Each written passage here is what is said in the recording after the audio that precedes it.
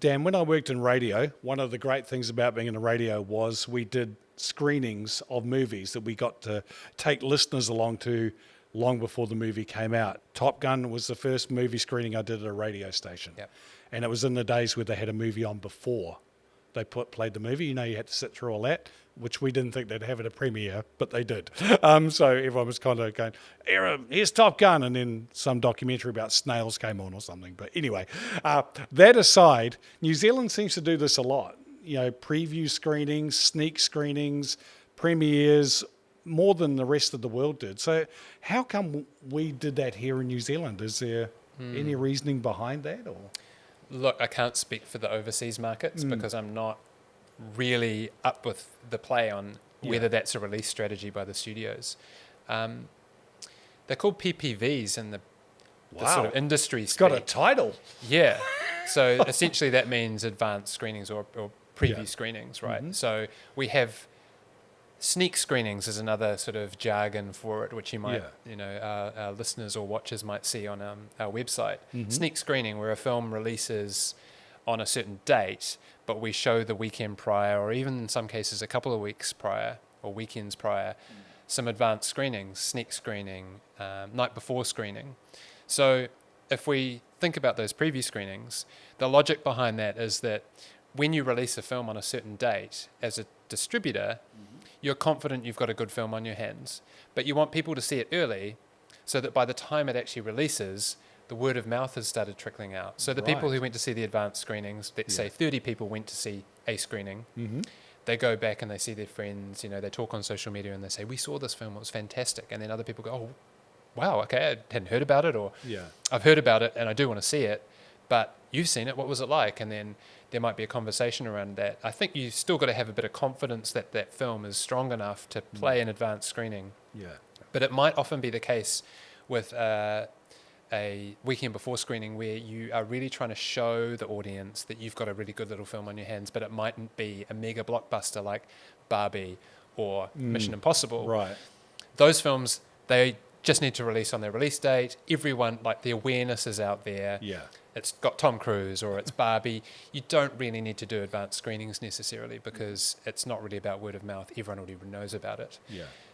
But what you might find with films like that is there is a night before screening, and what you're trying to do as a distributor there is you're trying to get the super fans in the night before because you know they're going to get it, and really what it comes down to is just getting more box office through. Right. So you have an advanced screening, you know that people who are super fans are going to come out on a weeknight and see it, and then by the time you hit the next day, opening date, which is Thursday in New Zealand, and that coming weekend, you know that the weekend box office is going to kind of look after itself, but you just give those people that chance to see it slightly before and to start talking about it.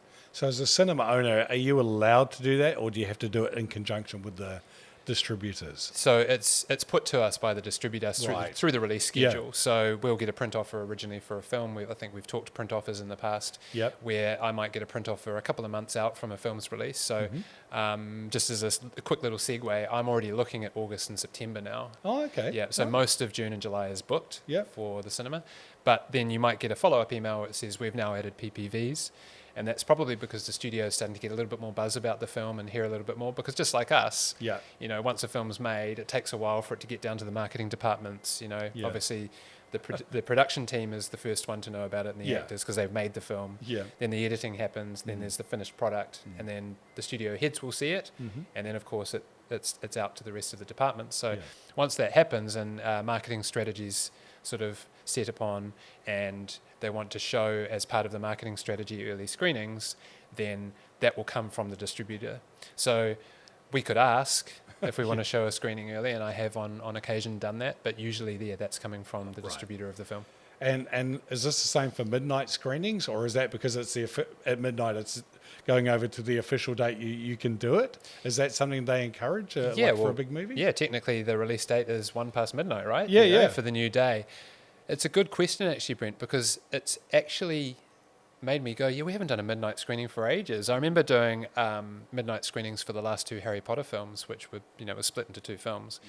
And we had to interlock the 35mm film, which is you actually play it in one cinema and you run the film on reels across the ceiling of the projection room into the second projector, Okay. so that you can actually play it across 2 cinemas. And there's a Right. slight sort of 30-second lag between the 2 cinemas. Yeah. But my point being is that we did do midnight screenings. We did one for Force Awakens, and we got incredible turnouts. Yeah, I went to a midnight screening of Force Awakens. Yeah. Yep. Then COVID hit, and there just wasn't the big films out there to do Yeah. midnight screenings. I mean, I guess we could start considering that now that the big films are coming back online. Yep. Staying I'll be into a midnight screening of Indiana Jones or anything like that anytime. Yeah. No, it's you've really got me thinking, Brent. The only thing is, I'm a parent of young children, and staying awake till midnight, let alone through to 2 a.m. in the morning, is a bit more difficult. We'll have to try and find someone who can look after that for us. Yeah. Just get a babysitter, sleep in. Yeah. Actually, we did this incredible stunt. I mean, sorry, but I've got to mention this. Yeah. 2015, when Force Awakens released, we actually decided that from the midnight screening on Wednesday night or 12:01 Thursday morning, we would play the film non-stop until Sunday night. So we were actually playing it at 6 p.m., 9 p.m., midnight, 3 a.m., 6 a.m. for 4 days. Oh, okay. And we had no one turn up for the 3 a.m. screening until my night. We had 4 different staff doing the 4 nights until my night, which was the Sunday 3 a.m. session. Yeah. And I thought, no one's going to turn up. I can probably have a little nap in one of the lazy boys.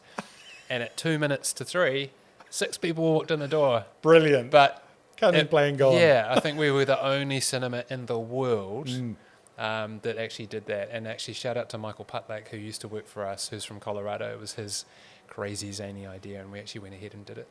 Okay. Well, let's bring that back, a 3 a.m. screening. I think Let's- that's what you need. Let's talk midnight screenings as a starting point. Yep. Maybe 3 a.m. screenings at some point.